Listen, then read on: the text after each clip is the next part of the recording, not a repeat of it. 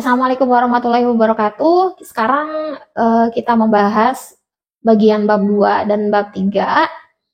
Mungkin ini tidak akan panjang secara teknis ya. Saya akan menjelaskan secara kriteria saja begitu. Bab 2 harus seperti apa. Bab 2 teori dasar adalah tempat kalian mengutip karya orang lain. Oleh sebab itu, semua yang ada di bab 2 otomatis adalah pemikiran orang lain. Karena itu, kalian perlu menyimpan identitas orang yang kalian kutip di situ, di bab 2. Ya, harus ada apa?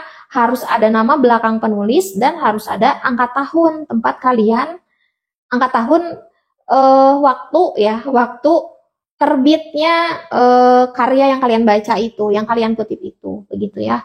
Banyak yang tidak mencantumkan itu, ya, terutama yang mengutip website ya. Sebetulnya website itu bukan sesuatu yang sahih gitu, representatif untuk penulisan karya ilmiah, karena biasanya kan artikel website itu, atau artikel website, artikel berita itu kan karya jurnalistik ya. Karya jurnalistik itu tidak representatif untuk menjadi acuan pemikiran dalam karya ilmiah, karena dia hasil karya jurnalistik.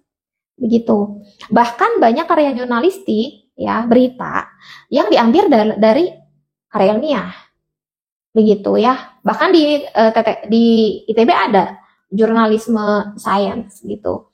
Itu dari karya ilmiah diubah jadi berita gitu. Itu boleh, tapi sebaliknya, kalau sebaliknya dari karya jurnalistik jadi acuan teoretis untuk karya ilmiah, tampaknya tidak representatif ya dalam penulisan karya ilmiah. Karena apa? Kita kan bekerja secara ilmiah. Bekerja secara ilmiah berarti apa? Acuannya adalah karya ilmiah.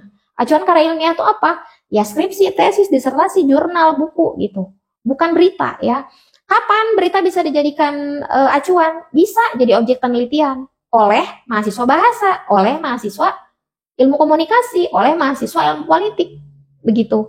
Untuk mahasiswa sains dan engineering, tampaknya berita tidak bisa dijadikan rujukan gitu, apalagi rujukan teoretis. Boleh kalian gunakan itu, terserah, saya tidak memberikan pemaksaan gitu ya kepada kalian, tapi saya akan menilai kalian sesuai dengan apa yang kalian gunakan. Karena rate untuk berpikir atau mencerna karya jurnalistik pasti akan lebih mudah daripada effort kalian gitu ya untuk mencerna jurnal ilmiah atau untuk mencerna bahkan jurnal ilmiah yang berbahasa Inggris. Jadi bab 2 kalian tentu akan saya nilai berdasarkan apa yang kalian kutip. Ya, kualitas karya ilmiah kan nanti akan dinilai ya berdasarkan kualitas bacaan pembaca penulisnya gitu. Jadi sumber rujukan pun nanti akan menjadi sesuatu yang nilai tambah gitu buat kalian. Saya nggak mungkin memberikan apa ya namanya nilai yang buruk kepada orang yang capek-capek baca jurnal ilmiah gitu. Rasanya tidak adil gitu kan. Jadi ya saya sudah menyarankan sejak dulu ya, sejak awal saya bertemu dengan kalian, yang disarankan itu adalah mengutip karya ilmiah gitu, mengutip rujukan ilmiah ya, jurnal ilmiah, tugas akhir mahasiswa gitu ya, makalah, mentok-mentoknya di makalah, walaupun makalah mengutip makalah juga kurang elok gitu ya. Lebih baik kalian mengutip buku jurnal ilmiah seperti itu ya. Tapi kembali lagi kepada kalian ya, kalian menghargai diri kalian seperti apa ya, itu terserah kalian, tapi yang saya sarankan seperti itu. Kemudian ketika kalian menulis karya ilmiah milik orang lain, berarti kalian menghargai mereka. Ketika sepakat dengan karya mereka, berarti kalian menghargai mereka. Berarti kalau kalian menghargai mereka, tulis namanya, tulis nama belakangnya di kutipan kalian, begitu ya, untuk menghargai mereka.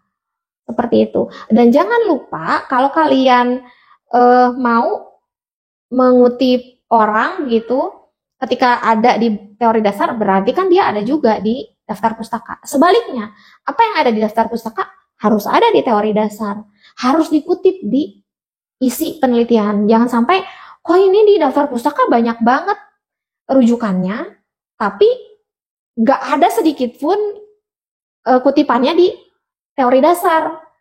Ada dua kemungkinannya, karena kalian benar-benar tidak mengutipnya, atau karena kalian tidak memberikan identitas pada kutipan-kutipan yang ada di bab 2. Itulah kenapa harus ada identitas kutipan. Karena nanti ketika saya mengecek hasil kerja kalian, yang saya lihat adalah yang ada di bab 2 itu ada nggak di daftar pustaka?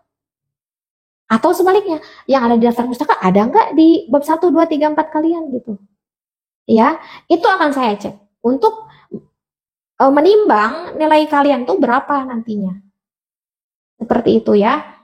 Jangan lupa juga dibahas hubungan antara teori yang kalian ambil dengan karya ilmiah kalian tuh apa gitu. Kenapa kalian sepakat dengan teori dia pada konteks A gitu. Pada konteks penelitian kalian itu harus dibahas. Untuk memperlihatkan hasil sintesis kalian dalam menetapkan kutipan gitu. Ya, hasil sintesis itu kan daya kritis kalian ya, itu juga dinilai di mata kuliah kita begitu. Jadi tidak juga teori dasar itu adalah koleksi kutipan-kutipan saja, tapi juga harus dibahas. Ya, harus diberi argumentasi kenapa kalian mengutip itu gitu. Relasinya dengan objek penelitian kalian apa gitu ya. Oleh sebab itu ada yang menyebutkan bahwa bab 2 itu adalah parameter yang kalian pakai untuk mengukur objek. Ya, jadi objek itu kan munculnya di bab 3 ya. Jadi kalau kalian sedang melakukan eksperimen berhasil atau tidak, nah parameternya itu kalian kumpulkan di bab 2 gitu. Nanti nilai-nilai terhadap atau pengukuran terhadap parameter yang ada di bab 2 ini kalian simpan di bab 3. Berdasarkan apa? Berdasarkan eksperimen yang kalian buat. Eksperimennya dibuat di apa? Di mata kuliah PRD tentunya gitu. Atau ketika di PRD kalian berdiskusi, mengecek sebuah teori gitu ya, itu juga sama ya. Di apa yang namanya? Dites gitu. Teori yang kalian yakini itu dites.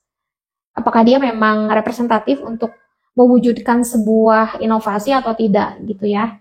Seperti itu. Itu bagian penting di bab 2. Ya. Nama yang kalian kutip, angka tahunnya harus ada. Jadi kalau tidak ditemukan, ya kalian harus cari rujukan yang lain. Yang ada angka tahunnya, yang ada nama orangnya gitu. Jangan sampai ada anonim dan ND ya. Kalau kalian pakai, saya kan sudah menyarankan kalian menggunakan Mendeley ya. Dan ketika kalian tidak memasukkan nama di Mendeley berarti jadinya anonim. Ketika kalian tidak memasukkan angka tahun di Mendeley nantinya ND singkatannya atau no date. Ya no data, tidak ada tanggal, tidak ada angka tahunnya. Akibatnya apa? Akibatnya tidak sahih gitu. Apa yang kalian kutip ya tidak bisa dipercaya karena tidak jelas sumbernya. Seperti itu. Dan itu berpotensi untuk mengurangi nilai kalian di bab 2. Ya, kalau tidak ingin nilai di bab 2 kalian menurun atau berkurang, silakan lengkapi hal-hal yang saya sebutkan tadi. Seperti itu. Untuk bab 3 dan bab 4 saya rasa perlu saya pindahkan ke video berikutnya ya agar tidak terlalu panjang.